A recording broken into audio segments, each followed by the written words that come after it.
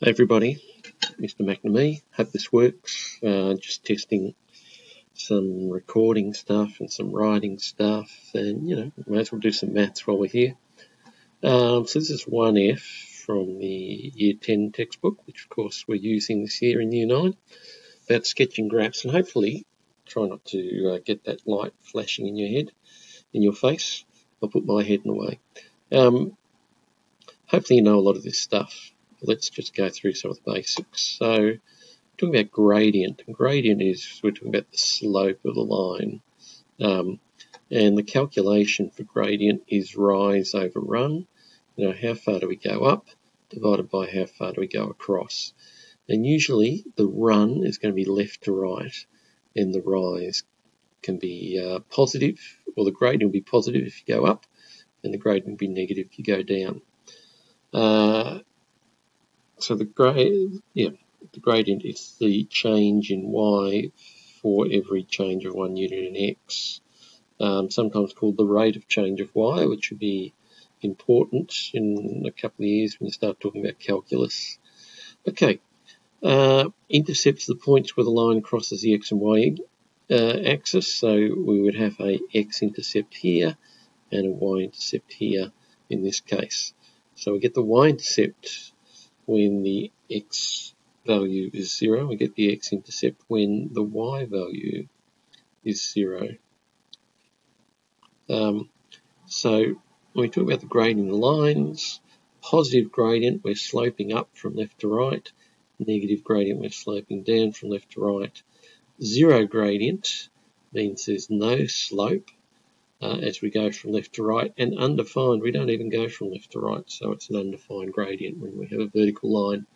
But more to the point, it's mathematically it's rise over run, and if our run is 0, we can't divide by 0, so that's why we get an undefined gradient. Okay, now we've got a few special types of lines. So a horizontal line, and it's just going to be in the form y equals c. So in this case it might be y equals 3 is that horizontal line. Vertical line, we just get a constant value for x on a vertical line. So this might be, for instance, x equals 2. And we also get these lines that pass through the origin, and they're in the form y equals m times x. Now in this case we've got a negative slope, because as we go from left to right we're going down. So this could be, for example, y equals minus 2x. Okay, so is the point 3, 4 on the following lines? Y equals 2x minus 1. Now this is where it gets tricky. I'll try and use my pen and not very effectively. Let's go down. Let's see if we can scroll up. Okay. Y equals 2x minus 1. So what we're saying, we've got, if we substitute the values of 3 and 4 for y and x, we've got 4. Does it equal 2 times 3 minus 1? We'd say 4, in fact, does not equal 5. So the answer there is no. That's horrible writing, isn't it? Let's have a look at this one. Different format for the line. It's not y equals, but let's see if we substitute the values in. So we've got 3 times 3 plus 4 times 4. That equals 9 plus 16. That equals 25. So the left-hand side equals the right-hand side. LHS equals RHS. Okay. So that's just checking of the points on a line. Find the gradient and y-intercept the following. I didn't give myself much space here. I won't try and play around with it. But we know this one is in the form y equals 2x minus 1. And when it's in this form, then this number is the gradient and this number is the y-intercept. So I can just write gradient really need to work on this. Gradient equals 2 y-intercept equals -1. This other one's not in that form, so what I'm going to do is manipulate that with some algebra. So we subtract 3x from both sides. 4y equals minus 3x plus 25. And if we divide by 4, we get y equals minus 3/4 x plus 25 on 4. So I'm just keeping those as separate fractions rather than dividing the whole thing by 4. So we can think of this as, again, as the gradient and the y-intercept. So gradient equals minus 3/4. I'm better with numbers than letters. I think that's why I became a maths teacher. And y-intercept equals 25 over 4.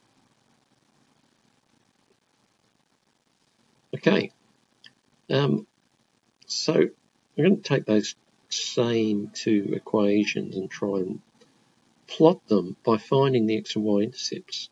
So let's start with y equals 2x minus 1. I could see where my mouse was. There it is. What happens if x equals 0? We get y equals minus 1. Okay. And what happens if y equals 0? We get 0 equals 2x minus 1. 1 equals 2x. X equals a half. Alright. I'm looking at this screen here. If we said that's, let's say that's 1 there. That's 1. 2. 1. 2. Well, 2 would be up there somewhere. Alright. Now what we need, x equals 0, y equals minus 1. So that's going to be that point there. And whenever we mark a point in a graph, we should put the coordinates in. So 0, minus 1, x equals 0, y equals minus 1. The other one is a half, 0. And we get that point there. Now this is something you may as well learn now. Most graphs, we need to, whenever it crosses the x or y axis, we need to put the coordinates of that point. So when I draw a straight line, what I really should have done is have a ruler here, but I'm going to just try and do it by freehand. It's near enough. You get the idea, okay? And that would be fine. The other thing that's missing from this is the axes. So there's y and x. Just label those axes. Okay. 3x plus 4y equals 25. That's a little bit more difficult. So x equals 0. We can see 4y equals 25. Y equals 25 over 4.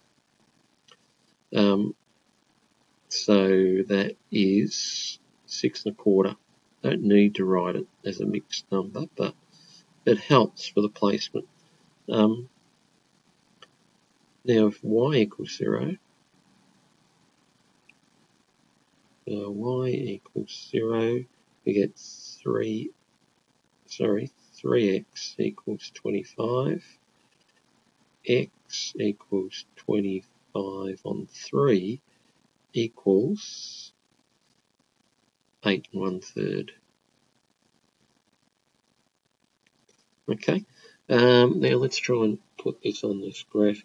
Now we don't have to have the same scale on the x and y axes, so we need to go to 8 1/3 on the x axis. So let's see if we can, let's make that 4, 8,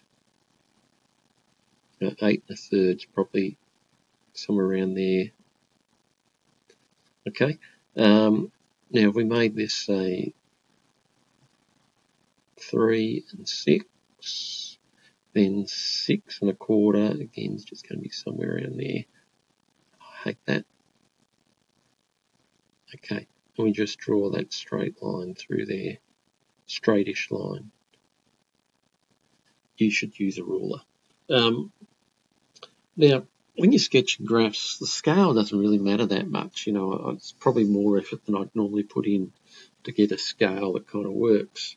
But if you're just drawing a straight line, you don't need to show this 4 or this 3 or even the 8 and the 6. All you really need to do is show the intercepts. So that is 8 and 1/3 0. And that is 0, 6 1/4. So always the x coordinate first, then the y coordinate. Okay.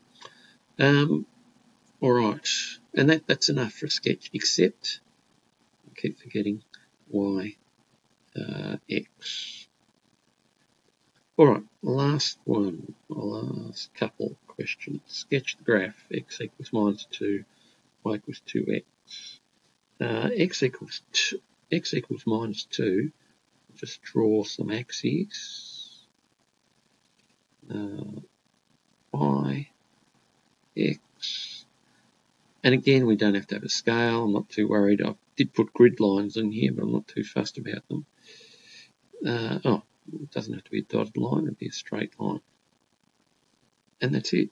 X equals -2. Don't need to put any points on there. I guess we could put the x-intercept. Let's just do it for practice. And again, it does that. I hate that. -2, 0. Okay, and the other line we need to do is y equals 2x. Okay, it doesn't want me to scroll down. Now we're going to do this. I'll get my head out of the way. See if I can find the... Oh, there it is. Y equals 2x. Okay. Whoa! Sorry. Y equals 2x. That's just a straight line. Now we've lost our drawing. Here we go. This is a straight line through the origin with a gradient of 2. So if I can draw a line through the origin with a, fairly, it's not it, fairly steep slope. I've got to do the same going that way. You get the idea. I'll get a ruler onto this next time. That's y equals 2x. Now, for this graph, it's passing through the origin, but sometimes it's nice to show at least 2 points. And again, I'm not worried about the scale. I'll just say that's the point x equals 1, and if x equals 1, y equals 2.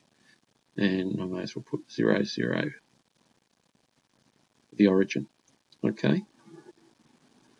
And that's certainly enough for a sketch of a graph like that in the form y equals mx.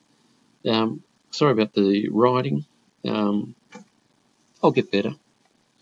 Sorry about the talking. Sorry about the entertainment.